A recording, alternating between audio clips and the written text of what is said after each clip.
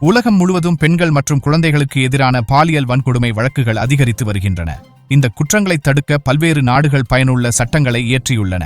இதன் காரணமாக கிழக்கு ஆப்பிரிக்காவில் உள்ள மடகாஸ்கர் நாட்டில் சிறுமிகளை பாலியல் வன்கொடுமை செய்பவர்களுக்கு எதிராக மிக கடுமையான சட்டம் இயற்றப்பட்டுள்ளது.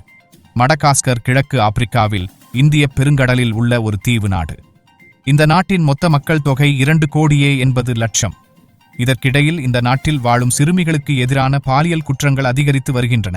2023 மட்டும் பெண்கள் மற்றும் குழந்தைகளுக்கு எதிரான பாலியல் வன்முறை 600 வழக்குகள் பதிவாகியுள்ளன. மேலும் இந்த ஆண்டு ஜனவரியில் மட்டும் சிறுமிகளுக்கு எதிரான 133 பாலியல் வன்முறை வழக்குகள் பதிவாகியுள்ளன.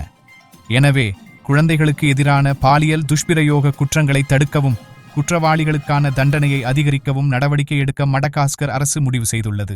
அதன்படி குழந்தைகளை பாலியல் வன்கொடுமை செய்யும் குற்றவாளிகளை தண்டிக்க ஆண்மை நீக்கம் சட்டத்தை மடகாஸ்கர் அரசு நிறைவேற்றியது. மடகாஸ்கர் பாராளுமன்றம் குற்றவாளிகளை இரசாயன மற்றும் அறுவை சிகிச்சை மூலம் ஆண்மை நீக்கம் செய்வதற்கான சட்டத்தை இயற்றியது.